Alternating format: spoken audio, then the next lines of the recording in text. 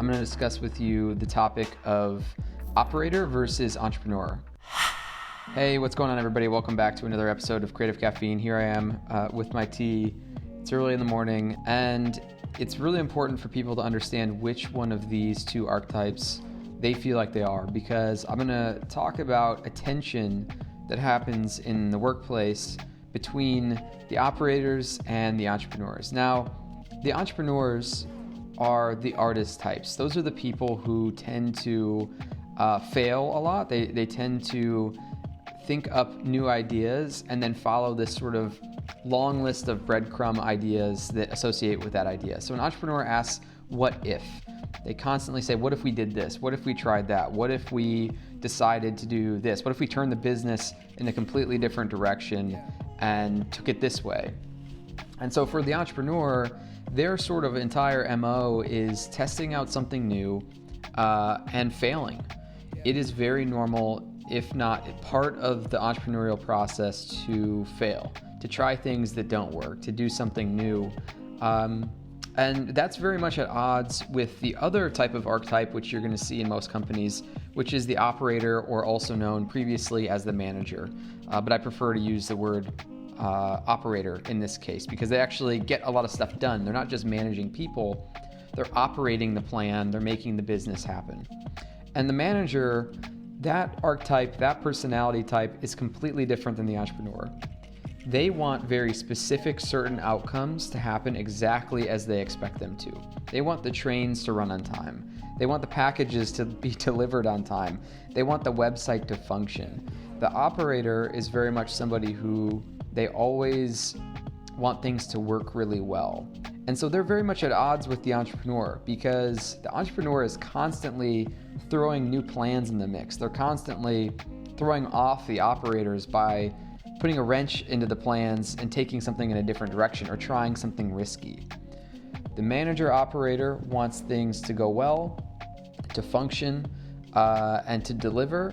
And the entrepreneur wants to do something new. They want to test, they want to blow stuff up.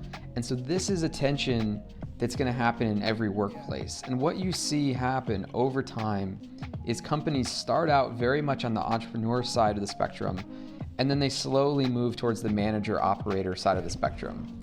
I think Apple is a really great example of these two archetypes. And most times across history, you see the entrepreneur and the operator pair up. So for Apple, we had Steve Jobs, Steve Wozniak, who were clearly entrepreneurial. They clearly said, what if? What if we could create a supercomputer that fits in your pocket?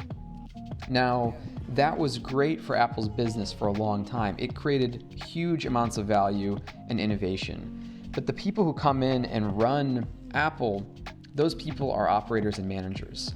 And what we've seen happen is Tim Cook has actually added more value to the market cap of Apple than Steve Jobs ever did. So the operator is a critical part of any company, but here's the problem. As the company grows over time, it shifts from more of a company of entrepreneurs to more of a company of managers and operators, people who are running things and making sure everything's functioning. The problem is most companies die because they get overrun with operators who try to put the entrepreneurs in smaller and smaller boxes. They try to put the artist types in the company into smaller and smaller boxes. And we see different ways that businesses try to navigate this tension between getting things done and doing it well and testing something new and staying relevant, staying innovative. This is the innovator's dilemma. It's how do you promote an entrepreneurial atmosphere while still balancing out that with action that actually, puts things in the right order and process to get done. And so this is a natural tension. There's no perfect solution for it. But if we think about a few other companies as examples, for example, Disney, they created what's called the Imagineers. And there's actually this amazing Netflix series about the Imagineers that you can go watch. Actually, it's on Disney Plus. And it breaks down this sort of wild, crazy group of creatives within Disney who dreamt up a big part of the Disney experience. The Imagineers were critical in creating new aspects of the Disney business.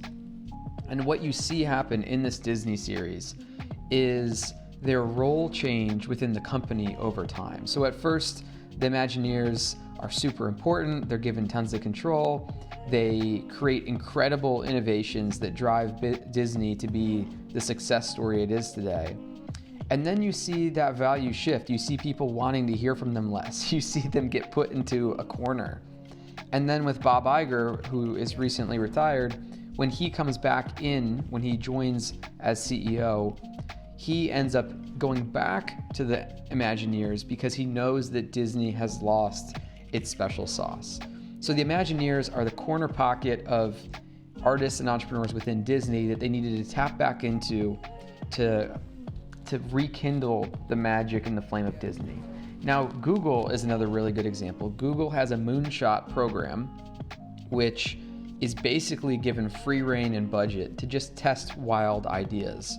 One of those ideas is actually providing internet for the entire world using hot air balloons. So Google knows the importance of this balance of operators and entrepreneurs, and there's just a right time and place for the right mix for everybody. But let's make this back relevant to you. I think you understand the concept. I think it's a great self-awareness thing to sort of ask yourself, which type of person am I? Am I the operator? Do I like making sure things get done well? Do I care about details? Am I constantly, when I hear a new idea, thinking, how might that not work? What are people not considering? What has that person not thought of? If you like to say no to a lot of things to get to a practical solution, you're probably an operator. If you're somebody who likes to say what if you're very open, if you're someone I feel very open to new ideas, I'm happy to go down a weird rabbit hole in a conversation. If you like to follow the train of thought to new conclusions, when somebody brings up an idea, you might add to that idea. Someone else, responds by kind of taking it further in a direction. If you like to follow the rabbit hole, you're probably more of an entrepreneurial and artist type. And so the first step is really being aware of which of these archetypes you feel like you are so that you can settle into that. The second one is recognizing the people around you for their special skill set. It's actually an important thing to let failure happen within your company, to let entrepreneurs waste resources, because it is the only process by which you create something new. So as a manager, as an operator, we need to understand that resources need to be expended to get to the good ideas. There needs to be a lot of bad ones first, and we need to give people free rein for that. On the flip side, if you are an entrepreneur, you need to recognize that without the operators, nothing gets done.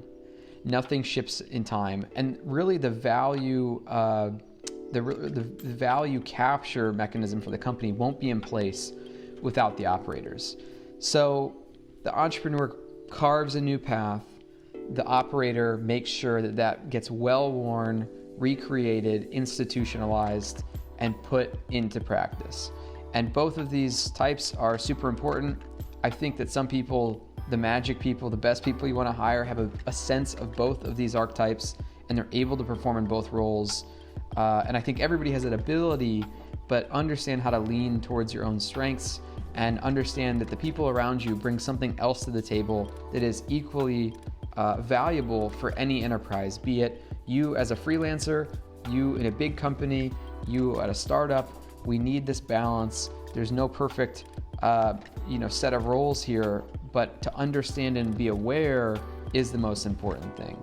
So hopefully this is helpful in thinking about your own role. Feel free to leave comments if I can be of more help in the comment section. I love to respond to people. I love to reply. Of course, subscribe if you want to see more of this, and I'll be back again to share similar conversations. Thank you.